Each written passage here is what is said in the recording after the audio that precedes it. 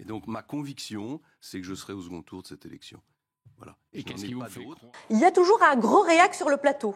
Hein, et cette fois, aucun. Je veux dire, aucun réac. Non.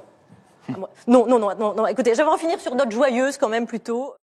Charline, je la trouve très drôle. Si j'avais envie de l'écouter, j'irais dans un de ses spectacles. Je suis pas totalement convaincu que ce soit parfaitement approprié de conclure une émission politique C'est votre droit de le dire. où on parle de sujets qui sont quand même des sujets qui sont tous très difficiles. Vous êtes un homme secret.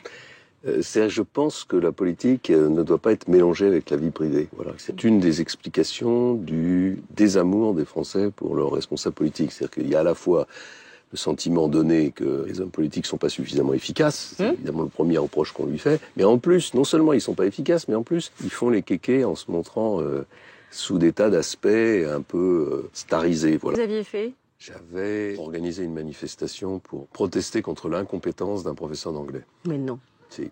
Nous, les Français, nous sommes un peuple fier. Et nous n'aimons pas qu'on nous dicte nos choix. Alors, dimanche prochain, je dis aux Français qui nous regardent, n'ayez pas peur. N'ayez pas peur de contredire les sondages et les médias qui avaient déjà tout arrangé à votre place. Allez-y. Vous êtes en train de nous couper la parole sur des sujets absolument fondamentaux. Pour vous laisser de la liberté. Mais justement, on n'en veut pas.